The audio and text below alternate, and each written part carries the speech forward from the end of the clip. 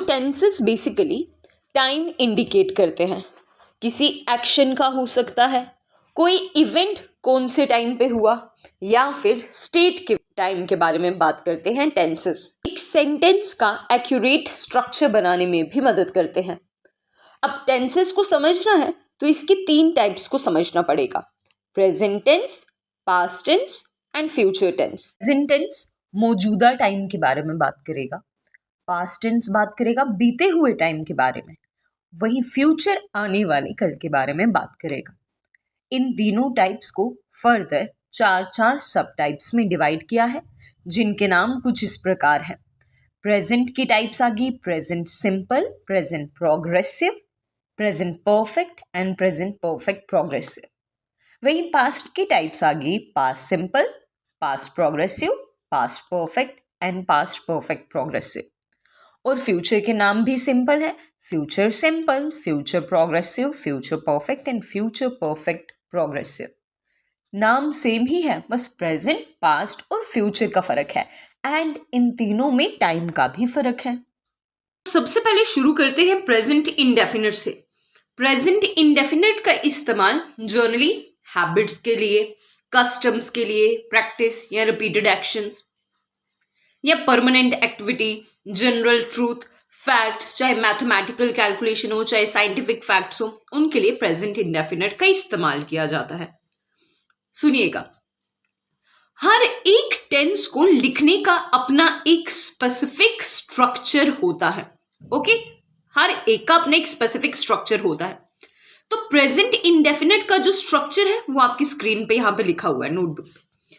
Subject होगा और subject के बाद कोई भी हेल्पिंग वर्ब नहीं होगा, डायरेक्टली वर्ब की फर्स्ट फॉर्म होगी एंड उसके साथ लगेगा ऑब्जेक्ट।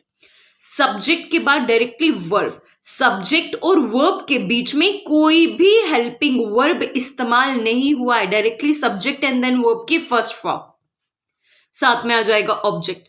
लेकिन शर्त यह है कि अगर हमारे पास सब्जेक्ट जो है अगर वो सिंगुलर हुआ, सिंगुलर यानी कि कौन कौन सा सब्जेक्ट हो सकता है, यानी कि नाउन सिंगुलर, यानी कि हमारे पास हो सकता है noun singular, he, she, it, someone, anyone, यानी कि इनमें से अगर कोई भी सब्जेक्ट होगा तो रूल थोड़ा, वो जो बेसिक रूल अभी मैंने आपको बताया ना, सब्जेक्ट के साथ वर्ब की फर्स्ट फॉर्म, वो रूल थोड़ा डिफरेंट हो जाएगा। जब सब्जेक्ट हमारे पास सिंगुलर होगा तो हमें सब्जेक्ट वर्ब एग्रीमेंट को फॉलो करते हुए वर्ब को भी सिंगुलर करना पड़ेगा, ठीक है।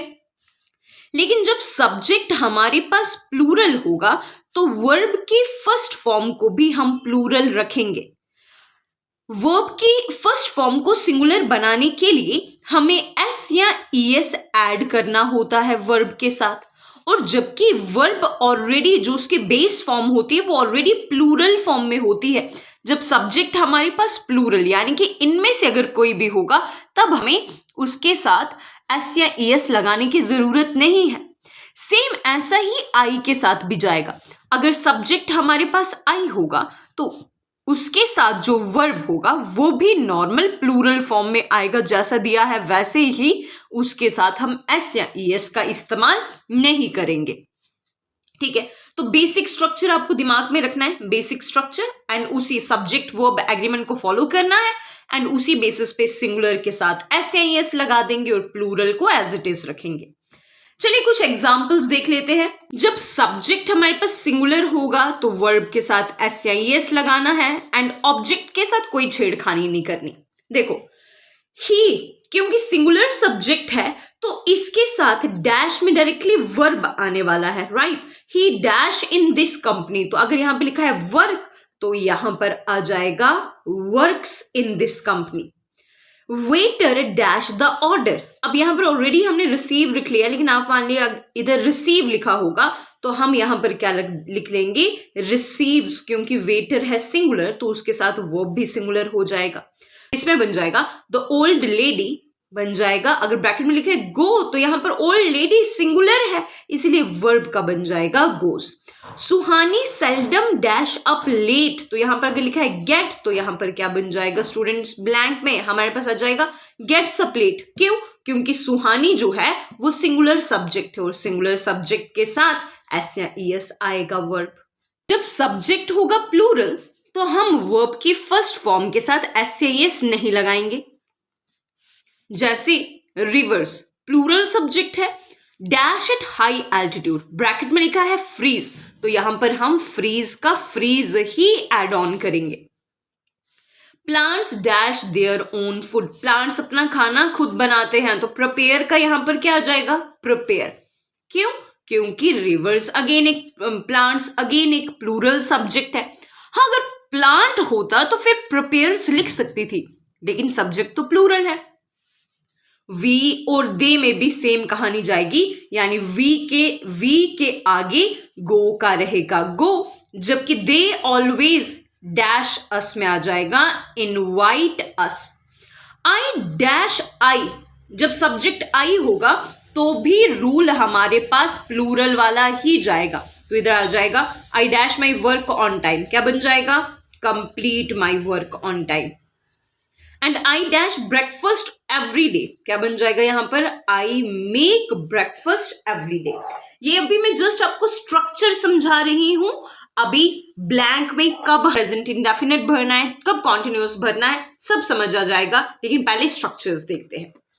अब सेंटेंसेस की नेगेटिव फॉर्म, प्रेजेंट इंडेफिनिट को जब हमें नेगेटिव फॉर्म में लिखना है तो तब हमें किस तरीके से उसे नेगेटिव बनाना है देख लेते हैं। देखो पहले यहां पे साइड पे समझा देती हूं। नॉर्मली हमारे पास क्या था ना, सब्जेक्ट था, देन प्रेजेंट इंडेफिनिट में वर्ब की फर्स्ट फॉर्म थी और साथ में क्या था, ऑब्जेक्ट। अभी इस सेंटेंस को जब हमें नेगेटिव बनाना है तो वहां पर हमें सब्जेक्ट लगाना होगा। नेगेटिव का मतलब सेंटेंस में नॉट होना चाहिए, लेकिन नॉट हम ऐसे ही थोड़ी ना ऐड ऑन कर सकते हैं। हमें नॉट लगाने के लिए पहले हेल्पिंग वर्ब लगाना पड़ेगा। तो प्रेजेंट इंडेफिनिट में हेल्पिंग वर्ब, नॉर्मल स्ट्रक्चर में तो डायरेक्टली सब्जेक्ट के बाद वर्ब है, हेल्पिंग वर्ब बीच में कोई है ही नहीं। तो इस केस में हम स्टूडेंट्स सब्जेक्ट के साथ हेल्पिंग वर्ब लगाएंगे, लेकिन कौन सा हेल्पिंग वर्ब, या तो हम लगाएंगे डू या तो हम लगाएंगे डज। दो हेल्पिंग वर्ब है, या तो डू या तो डज। डू हेल्पिंग वर्ब आएगा प्लूरल सब्जेक्ट के साथ, जबकि डज का इस्तेमाल होगा सिंगुलर सब्जेक्ट्स के साथ। और आई के साथ जब बात आएगी आई की तो भी हम डू ही लगाएंगे स्टूडेंट्स, ठीक है। जैसे they always dash us, bracket में लिखा है कंसल्ट, तो नॉर्मली मैं इस सेंटेंस को लिखती दे ऑलवेज कंसल्ट अस, लेकिन जब इस सेंटेंस को हमें नेगेटिव बनाना होगा तब क्या बन जाएगा, दे डू नॉट, दे के साथ क्या आ जाएगा, do not, and then verb लिखा जाएगा कंसल्ट और फिर आ जाएगा अस। ओके, प्लूरल सब्जेक्ट के साथ डू नॉट, आई के साथ भी डू नॉट आएगा, बस सिंगुलर के साथ आ जाएगा students does not. I dash my work on time, bracket में लिखा है कंप्लीट, नॉर्मली तो मैं इसे कंप्लीट ही लिखूंगी ना, हाँ जब हम नेगेटिव बनाऊंगी तो तब मैं क्या बना दूंगी, आई के साथ लगा दूंगी do not complete, do not complete my work on time. ये सेंटेंस बाकी ये सेम ही नीचे आएगा, बस इतनी सी कहानी में चेंज आने वाला है, आई के बाद बस डू नॉट लगा दिया है, बाकी आगे कहानी सारी सेम रहेगी। तरुण डैश अस, ब्रैकेट में लिखा है इनवाइट, तो यहां पर क्या आ जाएगा, नॉर्मली पॉजिटिव सेंटेंस कैसे आएगा, इनवाइट्स, तरुण किसी का नाम है ना, तो नाम तो सिंगुलर होता है, सिंगुलर के साथ वर्ब की फर्स्ट फॉर्म को भी क्या कर दिया है स्टूडेंट्स, सिंगुलर। नेगेटिव इस सेंटेंस का बन जाएगा तरुण डज नॉट, ठीक है। तरुण क्योंकि सिंगुलर था तो सिंगुलर सब्जेक्ट के साथ, तरुण क्योंकि सिंगुलर था तो सिंगुलर सब्जेक्ट के साथ हमने हेल्पिंग वर्ब कौन सा लगा दिया है स्टूडेंट्स, सिंगुलर वाला, सिंगुलर कौन सा, डज लगाया, ठीक है। डज नॉट ऊपर लिखा था इनवाइट्स, इनवाइट्स तो नीचे आ जाएगा इनवाइट अस, ठीक है। ही डैश टी, नेक्स्ट एग्जांपल है ही डैश टी, ब्रैकेट में लिखा है लाइक, तो क्या बन जाएगा, ही लाइक्स टी। नेगेटिव कैसे बन जाएगा, he does not like tea, okay, we dash a song, bracket में लिखा है सिंग, तो इधर क्या बन जाएगा, सिंग का रहेगा सिंग। बस वी क्योंकि प्लूरल है तो हम नेगेटिव कैसे बना देंगे, we do not sing a song. तो इस तरीके से हमें सेंटेंस को नेगेटिव बनाना है। नेगेटिव बनाने के लिए हमें सेंटेंस में सब्जेक्ट के साथ क्या लगाना पड़ेगा, डू या does not, and then verb की आ जाएगी फर्स्ट फॉर्म। अब देखते हैं नेक्स्ट इसी का फॉर्मेट, यानी कि नेगेटिव के बाद इंटरोगेटिव कैसे बनाएंगे। प्रेजेंट इंडेफिनिट की इंटरोगेटिव फॉर्म कैसे होगी, वापिस से थोड़ा अगर मैं आपको रिवाइज कराऊं तो आपको याद आएगा कि सबसे पहले था सब्जेक्ट नॉर्मल केस में, देन थी वर्ब की फर्स्ट फॉर्म, एंड साथ में क्या था, ऑब्जेक्ट। और इसे जब हमने नेगेटिव बनाया था हमने क्या लिखा था, सब्जेक्ट को वैसे ही रखा था, बस हमने डू या डज नॉट का इस्तेमाल किया था, देन वर्ब की क्या आ गई थी, फर्स्ट फॉर्म, एंड देन क्या आ जाएगा, ऑब्जेक्ट। इंटरोगेटिव सेंटेंसेस में क्या होगा, जैसे यहां पर आपको दिख ही रहा है कि पहले लिखा है डू या डज। जब भी सेंटेंस को इंटरोगेटिव फॉर्म में चेंज करना होता है ना, तो उसका जो हेल्पिंग वर्ब होता है उसे हम सब्जेक्ट से पहले शिफ्ट कर देते हैं, यानी कि डू या डज सब्जेक्ट से पहले और सब्जेक्ट आ गया हमारे पास हेल्पिंग वर्ब की जगह पर। तो स्ट्रक्चर कुछ ऐसे बन जाएगा कि डू या डज आ गया यहां पर, देन आ गया सब्जेक्ट, देन आ गई वर्ब की फर्स्ट फॉर्म, देन आ गया object.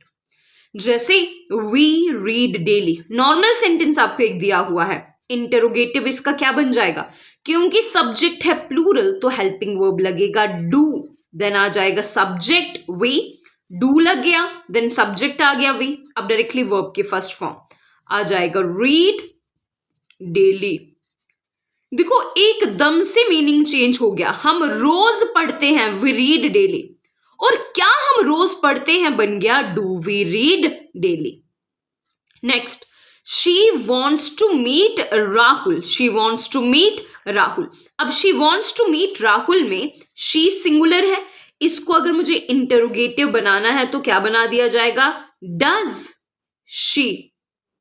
She wants to meet Rahul, तो इधर क्या बन जाएगा, डज शी।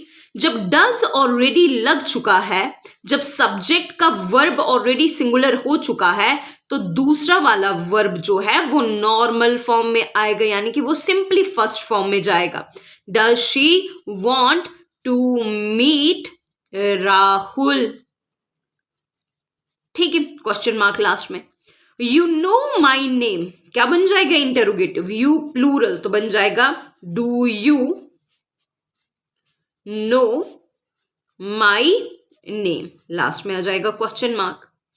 नेक्स्ट आ गया ही फ्लाइज काइट्स, इसका क्या बन जाएगा, ही क्योंकि प्लूरल है तो बन जाएगा डज ही फ्लाई, पहले फ्लाइज था ना, सब्जेक्ट के बाद डायरेक्टली वर्ब हमारे पास फ्लाइज ही था तो इसे सिंगुलर होना पड़ रहा था, लेकिन अभी हमारे पास सब्जेक्ट के पास ऑलरेडी हेल्पिंग वर्ब है तो इसीलिए ये फ्लाई से बन जाएगा फ्लाई और आगे आ जाएगा काइट्स, लग जाएगा question mark. I write a letter, इसका इंटरोगेटिव क्या बन जाएगा, आई के साथ डू जाएगा, प्लूरल रूल ले रहा है आई, तो इधर बन जाएगा do I write a letter. इस तरीके से ये बन जाएगा इंटरोगेटिव। तो ये है हमारे पास प्रेजेंट इंडेफिनिट, जहां पर नॉर्मली सब्जेक्ट होगा, वर्ब की फर्स्ट फॉर्म होगी, ऑब्जेक्ट होगा। नेगेटिव में सब्जेक्ट है, डू या डज है, देन नॉट है, वर्ब की फर्स्ट फॉर्म है और ऑब्जेक्ट है। और इंटरोगेटिव में डू या डज पहले है, देन सब्जेक्ट है, देन वर्ब की फर्स्ट फॉर्म है एंड देन साथ में क्या है, ऑब्जेक्ट। ये है हमारे पास नॉर्मल प्रेजेंट इंडेफिनिट लिखने का तरीका। और प्रेजेंट इंडेफिनिट जनरली हैबिट्स के बारे में बात करता है, रूटीन्स के बारे में बात करता है, कोई कस्टम है उसके बारे में बात करता है, ऐसे काम जो डेली बेसिस पे, मंथली बेसिस पे होते रहते हैं, उस केस में हम प्रेजेंट इंडेफिनिट का इस्तेमाल करते हैं। अब बारी प्रेजेंट कॉन्टिन्यूअस की। तो प्रेजेंट कॉन्टिन्यूअस का इस्तेमाल तब किया जाता है जब हम बता रहे हैं कि इस अभी के इस स्पेसिफिक टाइम पे कौन सा वाला एक्शन हो रहा है। तो गिवन टाइम का अगर हम आपको एक्शन बता रहे हैं तो वो हमेशा प्रेजेंट कॉन्टिन्यूअस में लिखा जाता है। देखो, रेगुलर प्रोग्रेस ऐसा एक्शन जो हो नहीं गया है लेकिन वो कॉन्टिन्यूटी में चल रहा है, उसकी प्रोग्रेस अभी भी हो रही है। जैसे अभी की टाइम पे मैं ये वीडियो बना रही हूं और आप ये वीडियो देख रहे हैं, दोनों ही एक्शन प्रोग्रेस वाली है, तो दोनों ही एक्शन को प्रेजेंट कॉन्टिन्यूअस में लिखा जाएगा। साथ ही साथ प्रेजेंट कॉन्टिन्यूअस का इस्तेमाल फ्यूचर एक्शन को बताने के लिए भी होता है। ऐसा फ्यूचर एक्शन जो नियर फ्यूचर में होने वाला है, अब श्योरिटी है कि ये होने वाला है, कल ऐसा होने वाला है, तो तब भी उसे प्रेजेंट कॉन्टिन्यूअस में ही लिखा जाता है। हर टेंस की तरह इसका भी एक स्पेसिफिक स्ट्रक्चर है। स्पेसिफिक स्ट्रक्चर में हमारे पास यहाँ पर सबसे पहले सब्जेक्ट है और सब्जेक्ट के बाद हेल्पिंग वर्ब है। जो हेल्पिंग वर्ब प्रेजेंट कॉन्टिन्यूअस में इस्तेमाल होता है उसका नाम क्या क्या है? एक है इज, एक है एम, एक है आर। अभी हमने इंडेफिनिट में देखा कि वहां पर कोई भी हेल्पिंग वर्ब इस्तेमाल नहीं होता। अभी यहीं पे हमारे पास कॉन्टिन्यूअस में हेल्पिंग वर्ब इस्तेमाल होगा। सबसे पहले subject, then students is, am, are. अब इस वाला हेल्पिंग वर्ब सिंगुलर होता है तो ये सिंगुलर सब्जेक्ट के साथ जाएगा। एम जो होता है वो आई के लिए, स्पेशल केस के लिए बना हुआ है, और आर वाला जो सब्जेक्ट है स्टूडेंट्स वो प्लूरल वाले सब्जेक्ट्स के लिए बना हुआ है। आर हेल्पिंग वर्ब आ गया प्लूरल सब्जेक्ट के लिए, एम आ गया आई के लिए, और इज आ गया सिंगुलर के लिए। हमारे पास कॉन्टिन्यूअस की बात होती है ना, तो हमारे पास वर्ब की जो मेन फॉर्म होती है वो आईएनजी फॉर्म होती है, जिसे जनरली फोर्थ फॉर्म भी कहा जाता है। इसके साथ लगता है ऑब्जेक्ट। सब्जेक्ट होगा, इजएमआर होगा, लेकिन इजएमआर के साथ आईएनजी फॉर्म होना कंपलसरी है। देखो, अगर मैं लिखूं कि she is a student, she is a student, यहां पर सब्जेक्ट है शी, यहां पर इज लगा हुआ है, हेल्पिंग वर्ब लगा हुआ है, लेकिन इस हेल्पिंग वर्ब के आगे तो कोई वर्ब ही नहीं है। अगर वर्ब होता आईएनजी फॉर्म का तो तब मैं बोलती कि शी इज वाला ये जो सेंटेंस है ये कॉन्टिन्यूअस में है, लेकिन जस्ट सब्जेक्ट है, उसके साथ इजएमआर लगा हुआ है, लेकिन कोई हेल्पिंग वर्ब नहीं है, तो हम इसे लिंकिंग वर्ब यहां पर बोलेंगे और हम कहेंगे कि ये जो टेंस है ये प्रेजेंट इंडेफिनिट है, ना कि प्रेजेंट कॉन्टिन्यूअस, क्योंकि प्रेजेंट कॉन्टिन्यूअस में आईएनजी फॉर्म ऑफ वर्ब का होना जरूरी है। ठीक है, चलिए वापस चलते हैं इसके एग्जांपल्स की तरफ। तो यहां पे एक एग्जांपल लिखी है, she is dash a song.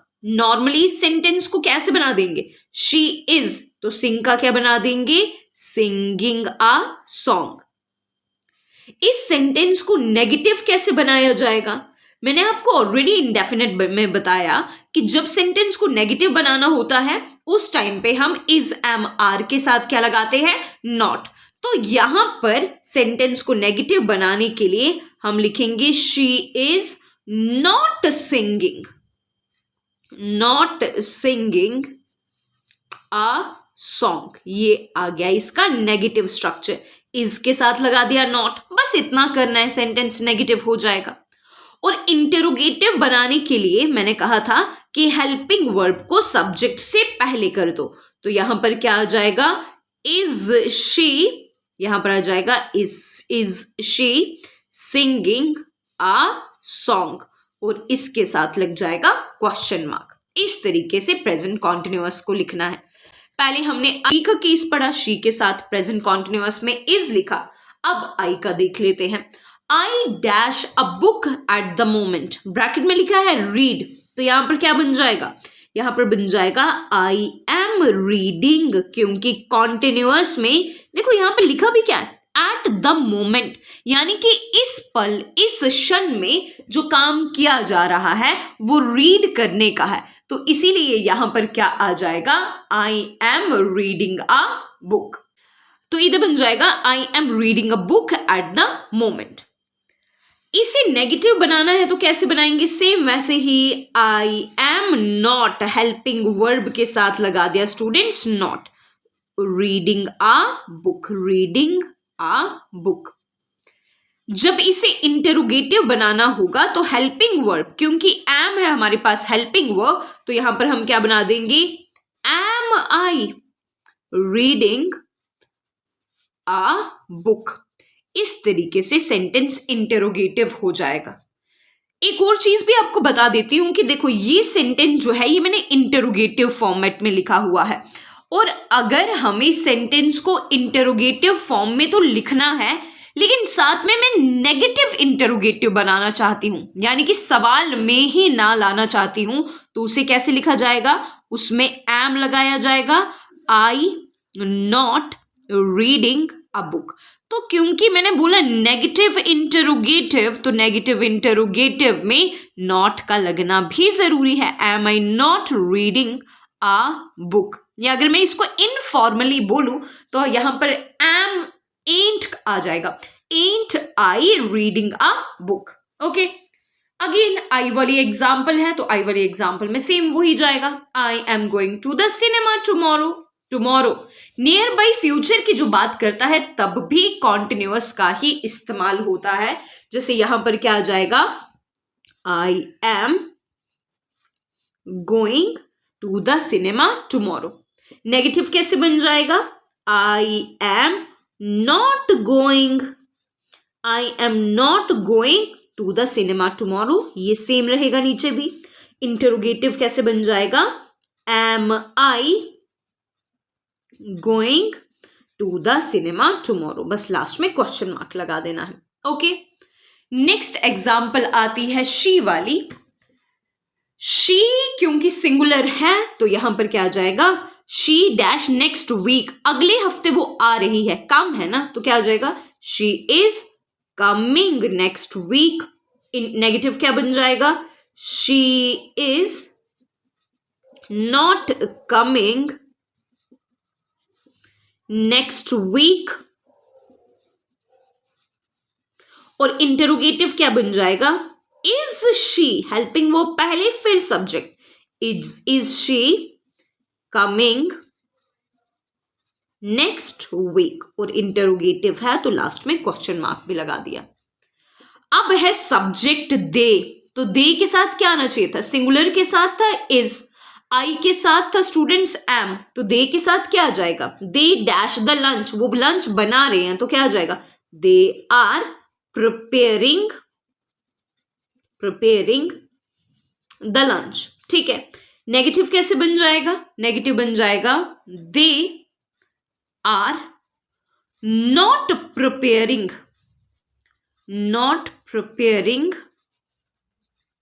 The lunch.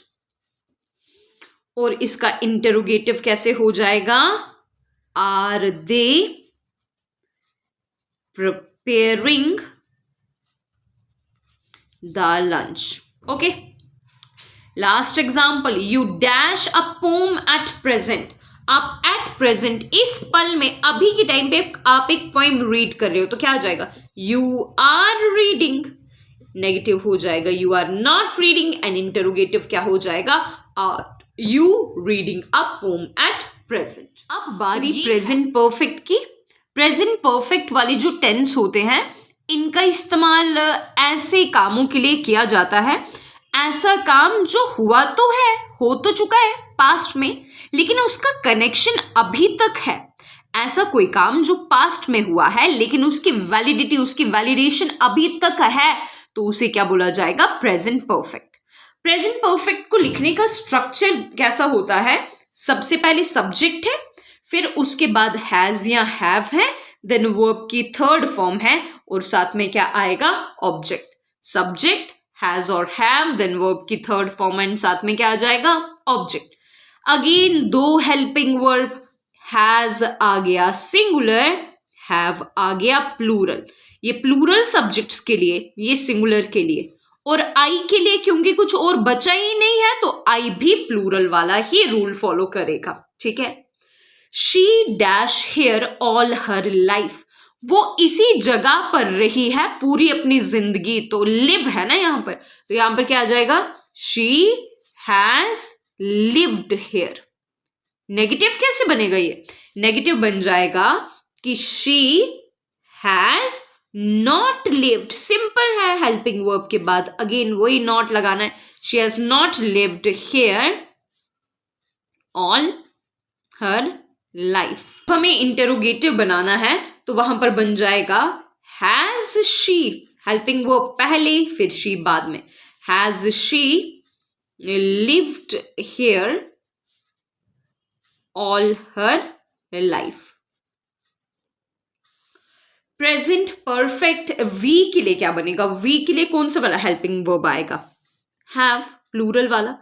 We have seen Rita lately. ठीक है, वी हैव सीन रीता, या नेगेटिव इसे कैसे बना देंगे? We have not seen Rita lately. Interrogative में हैव पहले एंड देन आएगा we and then have we seen Rita lately. अगर इसका भी नेगेटिव इंटरोगेटिव बनाया जाए तो कैसे आएगा? Have we not seen. Normally ये स्ट्रक्चर है, have we not seen Rita lately. हम ऐसे भी लिख सकते हैं कि haven't we seen, haven't we seen ऐसे भी आ सकता है, लेकिन हैवेंट वो जो कंप्रेस फॉर्म होती है ना, वो थोड़ी इनफॉर्मल होती है, इसलिए उसे थोड़ा अवॉइड ही किया जाता है। तो इस तरीके से प्रेजेंट परफेक्ट होगा जहां पर हैज और हैव का इस्तेमाल होगा एंड इसके बाद वर्ब की थर्ड फॉर्म होगी। एक सवाल आपसे मैं पूछती हूं, अगर सेंटेंस को हम लिखे ऐसे कि शी हैज अ कार, तो वो कौन सा टेंस होगा? शी है, हैज के बाद कोई वर्ब की थर्ड फॉर्म नहीं है, डायरेक्टली हैज लिखा है, शी हैज अ कार, तो तब ये प्रेजेंट परफेक्ट होगी या फिर प्रेजेंट इंडेफिनिट होगी, ये आप मुझे कमेंट्स में बताएंगे। ठीक है, रीजन भी बताएंगे इस चीज का। ओके, चलिए प्रेजेंट के नेक्स्ट टेंस की तरफ चलते हैं। प्रेजेंट का जो अगला टेंस हमारे पास आ जाता है वो है present perfect continuous. Present perfect continuous हमें एक्शंस की कॉन्टिन्यूटी के बारे में बताता है। ऐसा काम जो पास्ट में शुरू हुआ था लेकिन प्रेजेंट में अभी भी कॉन्टिन्यूटी में ही चला जा रहा है, तो उन वाले कामों को हम परफेक्ट कॉन्टिन्यूअस के रूप में लिखते हैं। देखो, मैं थोड़ा सिंपली इसका लॉजिक समझाने की कोशिश करती हूं। पहले प्रेजेंट परफेक्ट कॉन्टिन्यूअस में ना बेसिकली दो टेंसेस को इकट्ठा किया जा रहा है। कौन कौन सा टेंस? एक आ गया present perfect. Okay, present perfect को कैसे लिखा जाता है? सब्जेक्ट, देन हैज और हैव, देन वर्ब की थर्ड फॉर्म एंड देन क्या होगा? ऑब्जेक्ट। ये प्रेजेंट परफेक्ट के लिखने का स्ट्रक्चर है। लेकिन साथ में प्रेजेंट परफेक्ट के साथ क्या जोड़ना हमें? प्रेजेंट परफेक्ट कॉन्टिन्यूअस बनाने के लिए हम क्या बनाएंगे? प्रेजेंट कॉन्टिन्यूअस को भी जोड़ेंगे। तो प्रेजेंट कॉन्टिन्यूअस को कैसे लिखते हैं? Subject plus is, am, are plus V4 यानी कि ING फॉर्म और साथ में क्या आएगा? ऑब्जेक्ट। अब प्रेजेंट परफेक्ट कॉन्टिन्यूअस को बनाने के लिए हमें परफेक्ट और कॉन्टिन्यूअस दोनों टेंसेस को मिला के नया टेंस बनाना होगा। देखो, सबसे पहले प्रेजेंट परफेक्ट कॉन्टिन्यूअस में हमारे पास होगा स्टूडेंट सब्जेक्ट। सबसे पहले क्या लिखेंगे? सब्जेक्ट। अब लगाना है हेल्पिंग वर्ब। हेल्पिंग वर्ब या तो मैं प्रेजेंट का लगा दूं हैज हैव, या तो मैं कॉन्टिन्यूअस का लगा दूं। तो क्योंकि परफेक्ट का नाम पहले है इसलिए एक काम करते हैं, परफेक्ट का हेल्पिंग वर्ब रखते हैं, बस मेन वर्ब कॉन्टिन्यूअस का कर देंगे। ठीक है, तो सब्जेक्ट के साथ हमने क्या लगाया? हैज या हैव। देन सब्जेक्ट के साथ लगाया हैज हैव, देन हमने लगाया स्टूडेंट वर्ब की फोर्थ फॉर्म यानी कि ING फॉर्म। लेकिन हैज हैव के साथ तो डायरेक्टली वर्ब की फोर्थ फॉर्म नहीं ना आती, हैज हैव के बाद तो वर्ब की थर्ड फॉर्म होनी चाहिए, और इस फोर्थ फॉर्म को यानी कि ING फॉर्म को लगाने से पहले हमें चाहिए is, am, are. Is, am, are. जबरदस्ती में हैज हैव के साथ वर्ब की फोर्थ फॉर्म को नहीं जोड़ सकती।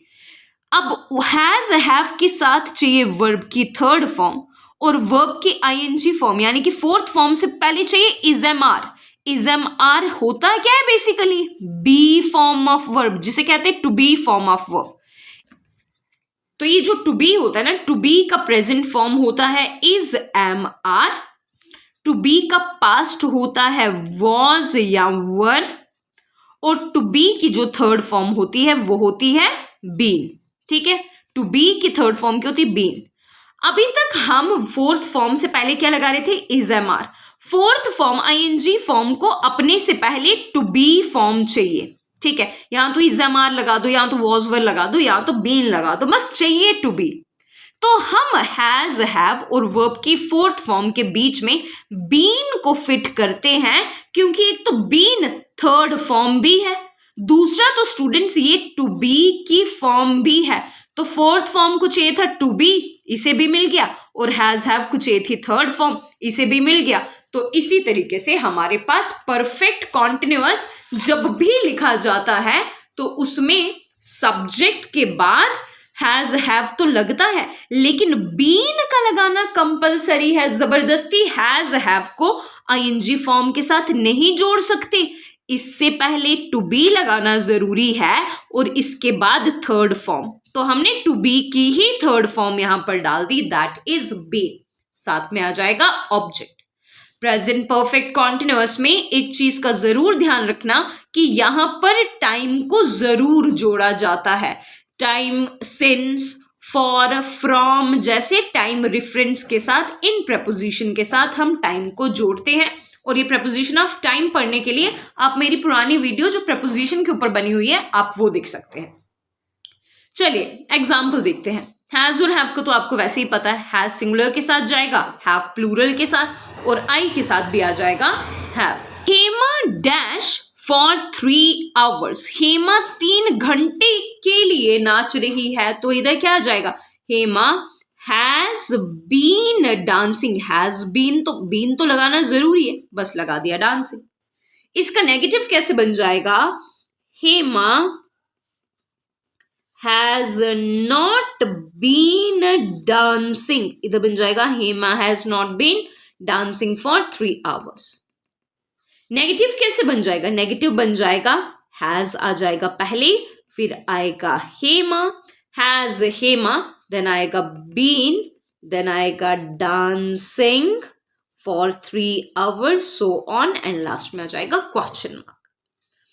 ही डैश सिंस 2 o'clock। वो खेले जा रहा है 2 बजे से, तो कैसे लिखेंगे? ही अगेन सिंगुलर है, तो इसके साथ क्या लगाया जाएगा? He has been playing, he has been playing since 2 o'clock। Negative कैसे बन जाएगा? he has not been playing since 2 o'clock, so on। And interrogative कैसे बन जाएगा? has he been playing। Has और ही को ही चेंज करना, आपको बीन को नहीं यहां से शिफ्ट करना है, आपको बीन को अपनी जगह पर रखना है। Been playing since 2 o'clock, last में question mark. We dash in this college, तो वी क्योंकि प्लूरल है क्या आ जाएगा? We have been. स्टडी है तो क्या बन जाएगा? Studying in this college since June. Negative कैसे बन जाएगा? नेगेटिव बन जाएगा we have not been studying in this college since June। ठीक है, आगे so on। इंटरोगेटिव कैसे बन जाएगा? have we been studying in this college since June। Okay, last में आ जाएगा क्वेश्चन मार्क। तो इसी तरीके से करना है। आई है तो आई के साथ हैव बीन आएगा, आई हैव बीन स्विमिंग। तो इस तरीके से प्रेजेंट परफेक्ट कॉन्टिन्यूअस वाले टेंस को लिखा जाता है। लेकिन एक चीज का ध्यान आपको जरूर रखना है कि टेंसेस के अंदर अगर किसी चीज में फर्क है, अगर कोई चीज हमारे पास डिफरेंट आती है स्टूडेंट, तो वो उनके बीच का वर्ब होता है। सब्जेक्ट और ऑब्जेक्ट तो सारे टेंसेस में आ रहा है, लेकिन बस हेल्पिंग वर्ब और वर्ब के अलग होने की वजह से टेंसेस भी अलग आते हैं, उनका मीनिंग भी अलग आता है और उनका इस्तेमाल भी अलग जगहों पर किया जाता है। लेक्चर को समअप करने से पहले मैं आज के एक आपको बहुत जरूरी ज्ञान देना चाहती हूं। वो ये है कि कुछ ऐसे वर्ब होते हैं, हर एक वर्ब को आईएनजी फॉर्म में नहीं लिखा जाता। कुछ ऐसे वर्ब होते हैं जिन्हें हम प्रोग्रेसिव एक्शन कहते हैं, उन्हें हम आईएनजी फॉर्म में लिख सकते हैं, ठीक है। लेकिन कुछ ऐसे वर्ब्स होते हैं जिनको हम आईएनजी फॉर्म में नहीं लिख सकते, ठीक है। उन वाले वर्ब को कहा जाता है नॉन प्रोग्रेसिव एक्शंस वर्ब या स्टेटिव वर्ब कहा जाता है। जैसे जब भी हम कोई हमारी सेंस ऑर्गन जब भी किसी चीज को रिसीव कर रही होती है, जैसे हम नहीं बोलते कि we are seeing a movie, ऐसे कभी नहीं बोला जाएगा, because that is a verb of perception. आप उसे परसीव कर रहे हो अपनी सेंसेस से, किसी चीज को देखना, टेस्ट करना, स्मेल करना, हियर करना, प्रेफर करना या प्लीज करना। स्टूडेंट्स, इन्हें आईएनजी फॉर्म में नहीं लिखा जाता, ठीक है। जैसे अगर एक एग्जाम्पल में लिखूं कि we are hearing the bell, हम सुन रहे हैं बेल, तो ये लिखना बिल्कुल गलत होगा, क्योंकि this is verb of perception. Verb of perception को कभी भी आईएनजी फॉर्म में नहीं लिखा जाता। इनफैक्ट इसे सिंपली ऐसे लिख सकते हैं कि वी हियर द बेल, या हम इसे पास्ट में ऐसे लिख सकते हैं कि we heard the bell, heard the bell, heard the bell. तो हम इसे ऐसे लिख सकते हैं, लेकिन हम इन्हें आईएनजी फॉर्म में नहीं लिखते। सेम ऐसा थिंकिंग प्रोसेस वाले जो वर्ब होते हैं, जैसे थिंक, नो, मीन या mind. I am not meaning this, गलत होगा ये बोलना। I don't mean this will be correct one. Mean को मीनिंग नहीं करोगे, नो को नोइंग नहीं करोगे, माइंड को माइंडिंग नहीं करोगे और थिंक को थिंकिंग नहीं करोगे। साथ ही साथ कुछ वर्ब ऑफ पोजेशन भी होते हैं जो बताते हैं कि कौन सी चीज किसको बिलोंग करती है, जैसे own, have, belong, comprise, possess या कंटेन। ऐसे नहीं लिखेंगे कि I am owning a car, ये इनकरेक्ट है, लेकिन ही ओन्स अ कार या आई ओन अ कार ये करेक्ट होगा। I am having a house ये भी इनकरेक्ट होगा, लेकिन I have a house will be correct, ठीक है। हैविंग नहीं बनाना है, कंप्राइजिंग नहीं बनाना है, पोजेसिंग नहीं बनाना है, कंटेनिंग नहीं बनाना है, ठीक है। ये इन्हें बोला जाता है नॉन प्रोग्रेसिव वर्ब या स्टेटिव वर्ब। इसके अलावा हमारी फीलिंग्स या हमारा स्टेट ऑफ माइंड, इसे भी आईएनजी फॉर्म में नहीं लिखा जाता। जैसे I am believing you, no I believe you ये हो सकता है। Believe, like, love, want, wish, desire और हेट, इन्हें भी आईएनजी फॉर्म में नहीं लिखा जाएगा। I am hating him incorrect, I hate him is correct.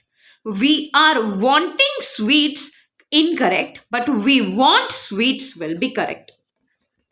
और कुछ वर्ब्स तो ऐसे जनरल में भी आते हैं जिनके साथ आईएनजी नहीं लगाया जाता, जैसे look, seem, appear, affect, resemble, cost, require, stand, face, become, इनके साथ भी आईएनजी नहीं लगाना। एग्जाम्पल्स देख लेते हैं, जैसे she is resembling my sister, no she resembles my sister will be correct. They are requiring a job, completely incorrect, they require a job, this will be correct. तो आज के लेक्चर में मैंने आपको सिखाया प्रेजेंट टेंस। नेक्स्ट लेक्चर में हम past tense और फ्यूचर टेंस को कवर करेंगे। आज का लेक्चर क्योंकि थोड़ा ज्यादा बेसिक था और हम सब्जेक्ट, वर्ब, ऑब्जेक्ट के साथ रूबरू हो रहे थे, टेंसेस के टाइप्स को समझ रहे थे, इसलिए ये थोड़ा लंबा वीडियो चला गया। नेक्स्ट वीडियो में हम मिलते हैं आपको और सीखेंगे पास्ट और फ्यूचर टेंस के बारे में। See you in the next lecture.